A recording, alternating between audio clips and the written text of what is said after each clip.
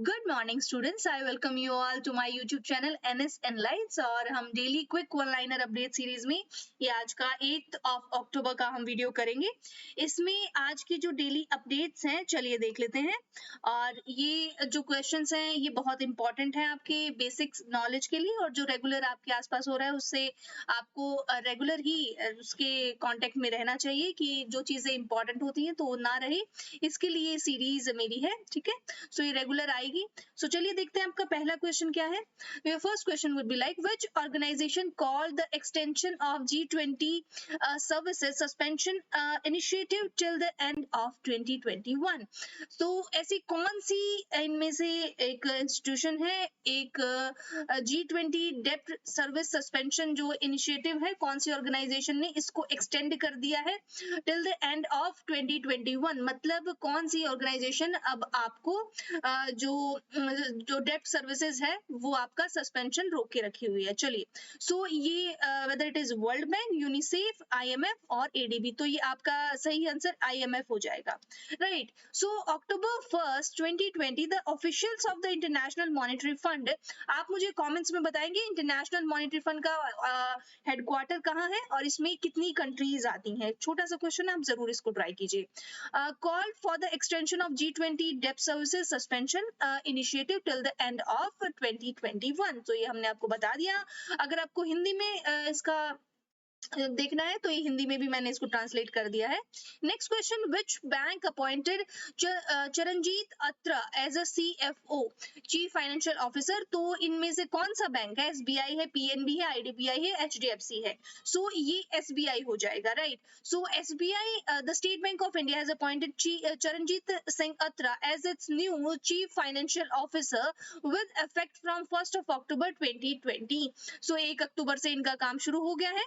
और the post was lying vacant after the former deputy MD and CFO Prashant Kumar was appointed as the CEO of Yes Bank in March 2020.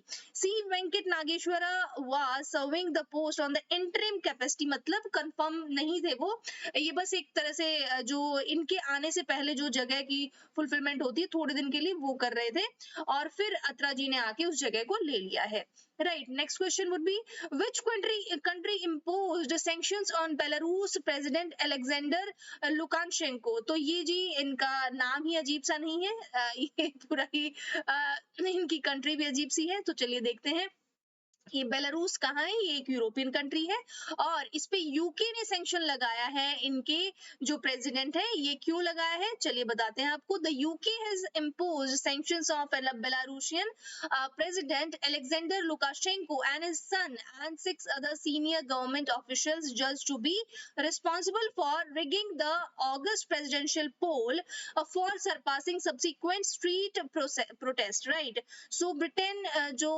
और उनके साथ साथ उनके बेटे और उनके जो 6 अन्य अधिकारी हैं उन पर धांधली करने का जो उन्होंने चुनाव आ रहे थे उसमें उन्होंने कुछ गड़बड़ किया, तो इस वजह से ये देखिए सिर्फ इंडिया का प्रॉब्लम नहीं, ये हर कंट्री का प्रॉब्लम है, राइट। तो पॉलिटिक्स में सब कुछ होता है। तो चलिए, where did Indian navy helicopters undertake aerial seeding initiative. Aerial seeding मैंने बहुत बार बताया है, क्वेश्चन भी आया है इस बार, तो इसको आप जरूर डिटेल्स में पढ़िए, ठीक है। एरियल सीडिंग इनिशिएटिव कौन से जगह पे किया है इंडियन नेवी के हेलीकॉप्टर्स ने? तो वो आपका वाइजैग यानी विशाखापट्टनम हो जाएगा। यहाँ पे आसपास का जो एरिया है इंक्रोचमेंट है, मैंने आपको बताया था कि कैसे एक अर्बन एग्लोमरेशन होता है, जो अर्बन एरिया होता है पर्टिकुलरली उसके आसपास का जो एरिया है वो भी जब उस अर्बन एरिया में शामिल होना शुरू हो जाता है तो आपके पेड़ पौधे और एनवायरमेंट पे बहुत इम्पैक्ट पड़ता है। उसी को फुलफिल करने के लिए एरियल सीडिंग, अब जिस जगह जाने के लिए तो होती नहीं है, भीड़ होती है शहर में, तो ऊपर से ही बीज फेंक दिए जाएंगे और उन्हीं से पौधे उगाए जाएंगे अब, ठीक है। So the Indian Navy has partnered with the Greater Visakhapatnam Municipal Corporation to undertake aerial seeding at Visakhapatnam. The aims of this initiative is to enhance the green cover in and around Visakhapatnam. So aerial seeding is a technique in which seeds are sown aerially with the help of drones or helicopters The aerial seeding program was inaugurated on 2nd of October 2020 at INS Dega at Visakhapatnam by Rajya Sabha MP V. Vijayasai Reddy and Vice Admiral Atul Kumar Jain. So, two UH-3H helicopters will be used for this operations. तो helicopter का नाम भी बताया है और आपको जगह भी बताई है कि यहाँ पे तो थोड़ी थोड़ी जो टेक्निक है वो अब ज्यादा थोड़ा एक्टिव भी हो रही है, चेंज भी हो रही है।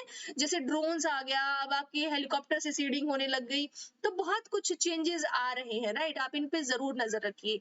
सो ये देखिए, how much time did our green kit take to diagnose कोविड-19 इन्फेक्शन। देखो किट्स आ रही हैं बार बार, चेंजेस हो रही है किट्स में, क्योंकि जितना जल्दी हमारे केसेस बढ़ रहे हैं कोविड के, उतना जल्दी उनको डायग्नोस करने की जरूरत भी आ रही है।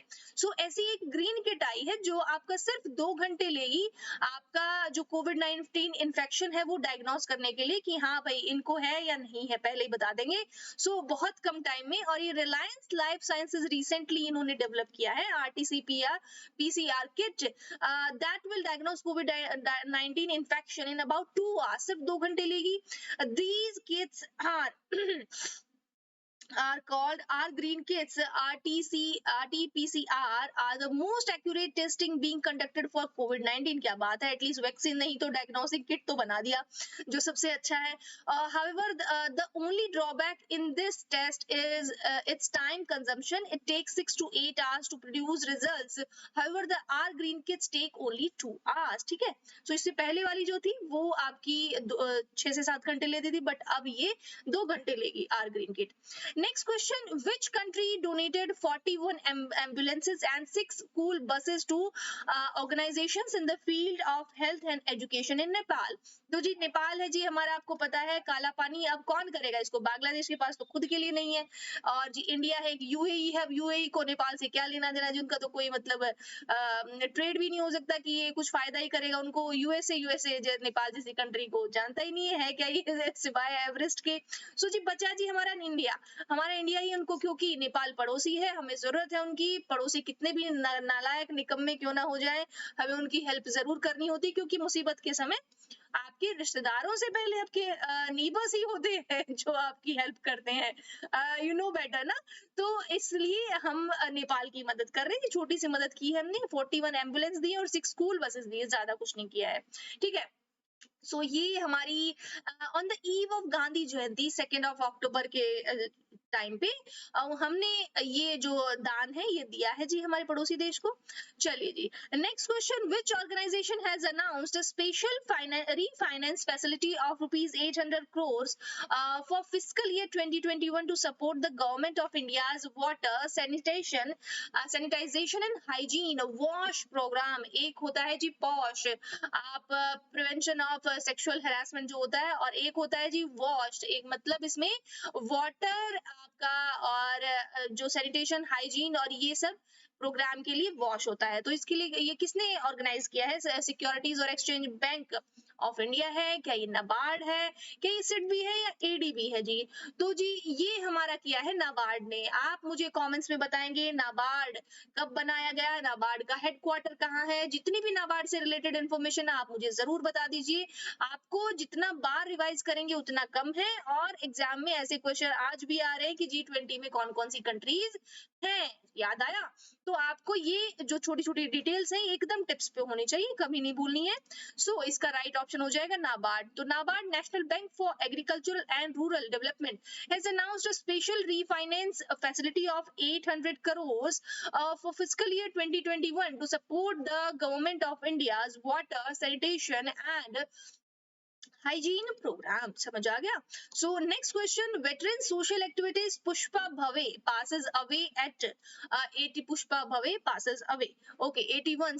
She was also known by which name? तो जी एक हमारी बहुत ही जानी मानी सोशल एक्टिविस्ट थी पुष्पा जी, उनका अभी अभी देहांत हुआ है। कहाँ से थी, इनको क्या एक नाम से जाना जाता है? जैसे हमारी प्रियदर्शनी जी जिनको गांधी जी इंदिरा गांधी जी को बोला जाता है, उनको आयरन लेडी बोला जाता जाता है। और ऐसे ही सबको एक तरह से नाम दिया जाता है जो जिस काम के लिए जो फेमस होते हैं उससे रिलेटेड। तो इनको बोला जाता है जी आयरन लेडी ऑफ मुंबई, आप नाम से भी समझ सकते हैं ये वहीं की। So iron lady of Mumbai इनको बोला जाता है, इन्होंने काफी अच्छे अच्छे काम किए हैं। तो वेटरन सोशल एक्टिविस्ट थी प्रोफेसर पुष्पा भवे जी, इनको आयरन लेडी ऑफ मुंबई, इनका अभी देहांत हुआ है, 81 ईयर्स ओल्ड थी। Bhave has been associated with the Rashtriya Seva Dal and democratic movement since her student days. She was also an academician and an intellectual who fought for the rights of common citizens. She had taken part in the Samyukta Maharashtra movement and the Goa liberation movement. So Goa liberation movement आपको जब याद हो, मैंने गोवा पौंडीचेरी जब आपको कराया था तो बहुत अच्छे से आपको बता दिया था कि गोवा को हमने कैसे रातों रात सिर्फ एक रात में अपने अपने मिलिट्री पावर से उसको जीत लिया था। चलिए नेक्स्ट क्वेश्चन होगा जी NSO. NSO conducted time use survey, national statistical office ये हमारा है, इन्होंने कंडक्ट किया है time use survey in which country. तो आपको पता है जी ये हमारा, ये तो मैंने बता दिया, तो इंडिया ही होगा ना, यूएसए ना चाइना है तो रशिया। हमारे पास अभी खाली टाइम था ना कोविड के लिए, तो कोविड का जो खाली टाइम था हमने ऐसी चीजों में यूज किया है कि देखते हैं जी लोग अपने टाइम का यूज कैसे करते हैं। यही हमारा सबसे स्टूडेंट लाइफ का मेन क्वेश्चन होता है कि हम अपने टाइम का कैसे एफिशिएंटली यूज करते हैं। और आपको जान के बड़ा हैरानी होगी कि इंडिया जैसी कंट्री में हम अपना सबसे ज्यादा टाइम अपनी सेल्फ केयर और मेंटेनेंस पे दे देते हैं, चाहे वो मेल हो या फीमेल हो। हाँ जी, तो ये बिल्कुल सही है।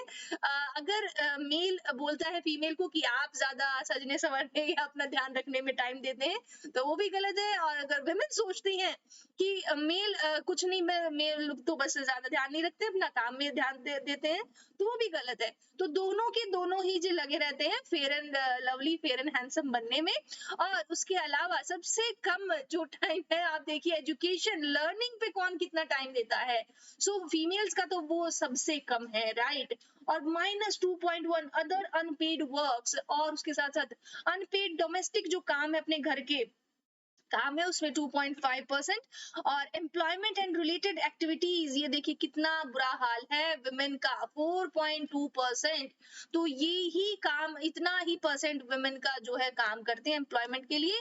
तो आप सोच सकते हैं इंडिया में लोग कहाँ कितना टाइम अपने 24 घंटे में से लगा रहे हैं, राइट। सो ये एक छोटा सा मैंने इसके लिए आइडिया दिया आपको चार्ट। आप खुद का जो येलो पार्ट है ना इसको यहाँ पे ले आइए, और बाकी सब चाहे कुछ भी हो जाए, तो ये जो ज्यादा इम्पैक्टफुल रहेगा आपकी लाइफ में वो लर्निंग है, आप कितना लर्न करते हैं, right. So the National statistical Office operating under Ministry of Statistics and Programmes implementation conducted the time use survey in India for the first time between January and December 2019। तो ये जी जनवरी और दिसंबर के बीच में हमारा लोगों के लिए सर्वे किया गया कि कौन कितना कहाँ टाइम दिया था, तो आपको सब पता चल दिया, मैंने बता दिया। Next question, every year the National Wildlife Week is being celebrated in India on which date.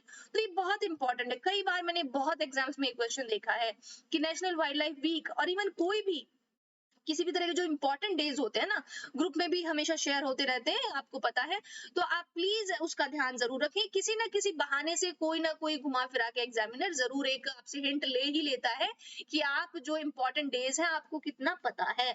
सो हमारा जी एक तरह से फर्स्ट वीक हम बोल देते हैं, या आप उसको पहले 10 डेज में बोल दीजिए। हमारा ऑप्शन होगा 2 to 8 अक्टूबर, मतलब 2 से 8 अक्टूबर के बीच का जो वीक होता है, इस वीक में हम अपना नेशनल वाइल्ड लाइफ वीक मनाते हैं हर साल, ठीक है।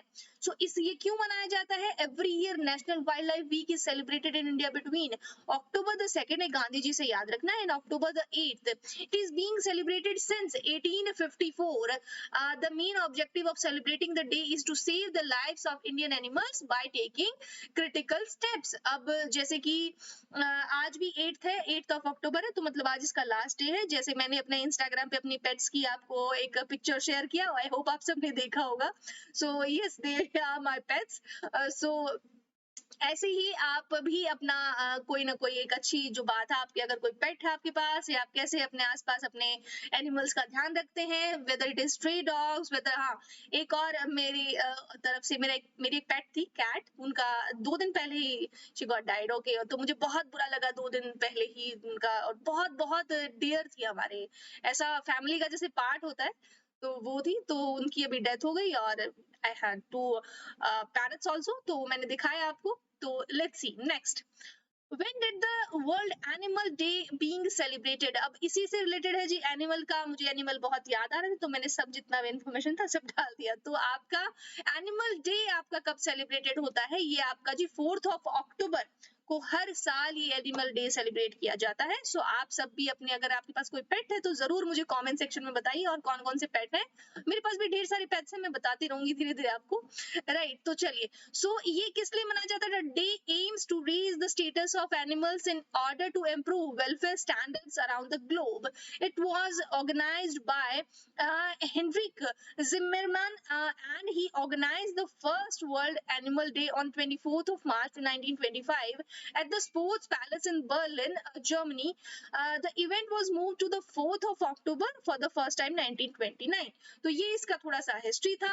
Next, the World Space Week is observed on which of the following dates? So World Space Day भी आपका मनाया जाता है, वीक इनफैक्ट पूरा, कि जिसमें आप पूरा वीकली अपनी स्पेस की जितनी भी आपको रिलीज करना होता है, कोई भी आपको लॉन्चिंग करनी होती तो वो आप कर सकते हैं, या उसके बारे में अपनी कोई प्रोग्राम से वो कर सकती है particular country, right. So the world space day है, ये नेशनल स्पेस वीक नहीं है। चलिए नेक्स्ट है आपका, सो ये आंसर इसका यस मैंने बताया 4th to 10th of every year, जो अक्टूबर का महीना होता है उसमें ये डेट्स के बीच में आपका ये मनाया जाता है। सो इसमें आपका ये celebrate the science and technology and there contribution towards the betterment of the human condition. ये WSW was declared by the United Nations General Assembly on December 6, 1999. The 2020 theme is Satellites Improve Life. और ये जो भी आपकी satellite जो आपकी past में अच्छे से रिलीज की गई हैं, इन्होंने बहुत नाम किया है, बहुत अच्छे से काम किया है, तो उनके लिए ये आपके, उनको सेलिब्रेट करने के लिए ये डे मनाए जाते हैं। नेक्स्ट आपका, ये मैंने हिंदी में भी दे दिया है, आप उसको पढ़ लीजिए अच्छे से। Then which state government has launched a portal Kritagyata and online pension submission and tracking system to lend convenience to the prisoners to dispose of their pension related claims. तो जी कौन सा ऐसा एक स्टेट है जिन्होंने एक पोर्टल लॉन्च किया है कृतज्ञता के नाम से, कि मतलब आप पेंशन से रिलेटेड अगर किसी को प्रॉब्लम है, कोई उनका जो क्लेम है उनको कंपलसरी देने के लिए या उसको टैकल करने के लिए असम गवर्नमेंट ने ये एक पोर्टल बनाया है। तो असम गवर्नमेंट है जी हमारी, उन्होंने नॉर्थ ईस्ट में कृतज्ञता नाम का एक पोर्टल बनाया है। पेंशन सबमिशन और ट्रैकिंग सिस्टम है to lend convenience to the pensioners to dispose of their pensions related claims, right. So आप मुझे पेंशन से रिलेटेड एक क्वेश्चन बताएंगे कि इंडिया में सबसे पहले पेंशंस कहाँ स्टार्ट हुई थी? जो ओल्ड एज पेंशंस होती हैं आउट ऑफ द जितने भी स्टेट्स हैं हमारे, सब स्टेट्स में कहाँ पे सबसे पहले हुई थी? ये एक छोटा सा क्वेश्चन आपके लिए। देखती हूँ मैंने कई क्वेश्चन पूछे, आप कितने क्वेश्चंस का मुझे आंसर देते हैं। Which bank has approved appointment of COD to run Dhanlakshmi Bank till appointment of CEO? तो कौन सा बैंक है जी अपने नए CEO की अपॉइंटमेंट से तक उन्होंने अपना जो धनलक्ष्मी बैंक है वो COD की मंजूरी दे दी है? तो ये आपका SBI है, सेबी है, RBI है, वर्ल्ड बैंक है। So yes it's RBI। So RBI ने approved a 3-member interim committee of directors to run the private sector lender Dhanalakshmi Bank in the capacity of managing director and CEO till the new MD and CEO takes charge. This decision was taken after the shareholders voted out the bank's MD and CEO Sunil Gurbakshni on 30th September 2020, right? सो मतलब नए जब तक आपके MD और CEO नहीं आ जाते तब तक कमेटी ऑफ डायरेक्टर्स इनको, इस बैंक को मैनेज करेंगे। ये आरबीआई का डिसीजन है। Next question, the flood situation due to Brahmaputra river keeps affecting more than 40 lakhs residents in which state? कौन सा स्टेट है जी? सो ये हमारा स्टेट हो जाएगा आपका, ये भी है असम, राइट। तो असम ही वो स्टेट है। फ्लड्स हैं जो आपके पेरेनियल प्रॉब्लम्स, ये हर साल हमेशा आती है, आपको सबको पता है। फ्लड्स कहाँ हमेशा असम में आती रहती है, north eastern states. The flood situation due to Brahmaputra river keeps affecting more than 40 lakh residents in the Assam. So yes, this is all about today. Thank you so much and please subscribe my YouTube channel NSN Lights and do follow me on my other social media handles. और उसके साथ साथ साथ मेरा Telegram भी आप join कर सकते हैं। आप इसमें ज्वाइन कीजिए, आपकी कोई भी क्वेरी हो आप पूछ सकते हैं, जब भी मुझे टाइम लगेगा मैं जरूर उनको लुक आउट करूंगी, right. So this is all about today, thank you so much, have a nice day.